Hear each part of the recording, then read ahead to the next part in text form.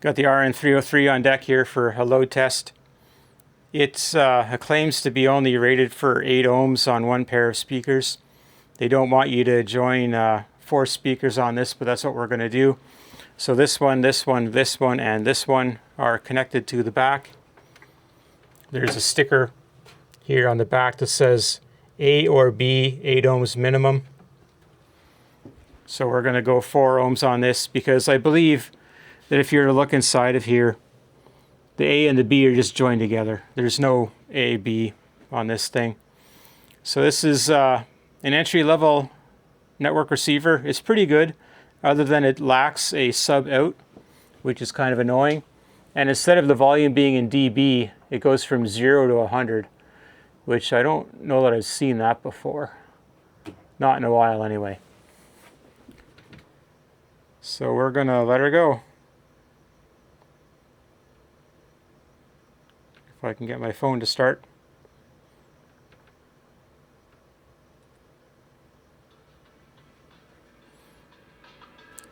See the starting temperature there?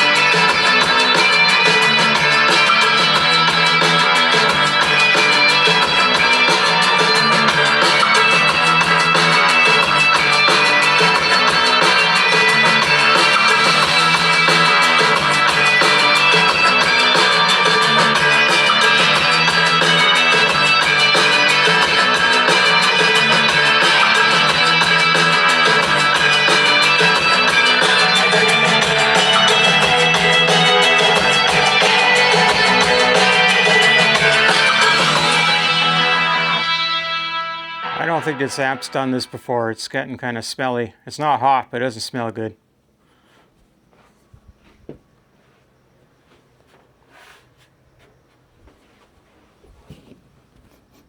Just want to snip the speakers, make sure it's not them.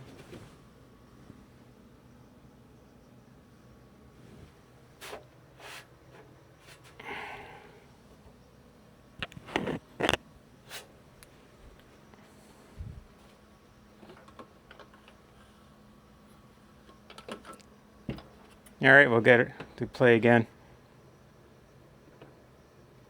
Like I said, something doesn't smell great. It's not performing. It's doing better than I expected, because this is quite loud. You wouldn't run these 4 speakers like this normally.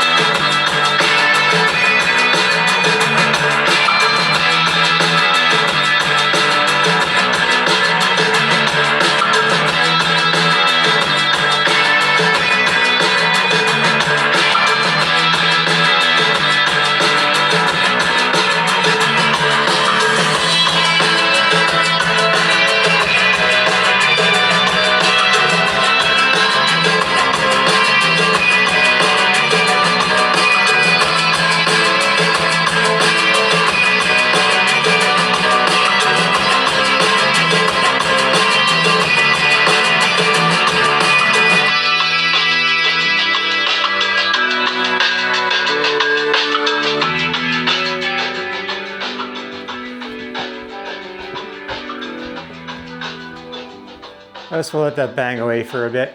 So this is its job. It's going to run these stereo ceiling speakers. I wanted to try and drive 6 speakers in total. These are actually pairs, each of these. So that's 4 speakers on their own. Then I wanted to put another stereo speaker here in this bathroom. But that amp's not going to be able to pull it off. I'll have to use something else for that. I've got an AS801 here. So that's a pretty nice amp just for background music. I don't know if I want to do that. So, see how it's doing.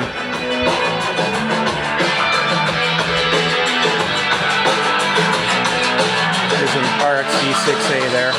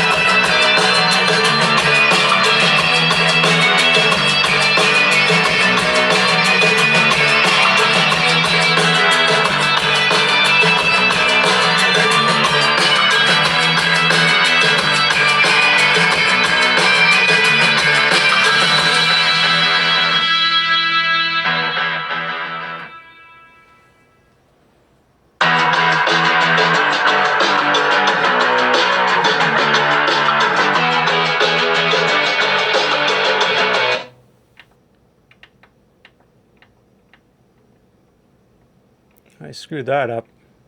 I guess that was Bluetooth, right? Or no, I think that was server.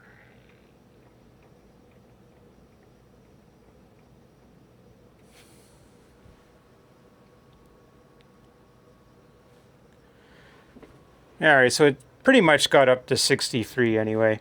So the RX-V6A over there, I had 10 speakers attached to it. So I had all of these. And then the stereo speakers I had paralleled. And it got up to just about 70 degrees. And I didn't want to take this one any further than 20. Because, or 80. Because I just didn't want to bottom out these speakers. It seemed like I was pushing it pretty far. You could see it was moving quite a bit. And I just didn't want to hit full extension and wreck the thing. So I did have hearing plugs in. So that is pretty loud. So I kind of wish I did clean this out because it smells. And I don't know if there's just a little bit of hair in there and it's not a great smell. So it would have been worth blowing it out before giving it the beans. But yeah, so it's a good little amp. You can beat on it for a while. If you had big speakers, then you'd probably turn it up to maximum with 4 speakers. You'd be getting into distortion rather than music, but you would, I think it would do it. And it probably would hit about 70 degrees Celsius. It seems like that's where it's going to go. It looks like there's a temperature probe right there. So it will cut out at some point. There's no fan in this. I used to have a Pioneer AV receiver, and it had a fan. And like it sounded like a horn going off when that fan turned on, because like it was loud. It was louder than the music when the music was cranked all the way. But yeah, I thought that would be an interesting little test to see how good these things are. And it's not bad. So I got this one used on Facebook Marketplace, and like I said, it came from a nice house. They were clearing it out, and I'm happy I got it. I just have to find the right location for it, where I don't need a sub, and I don't need more than 4 speakers. And because you can't really hook up an amp to this to go extra. I don't think you can run the tape deck for outputs. So that's sort of it. So hopefully you found that useful. Thanks for watching.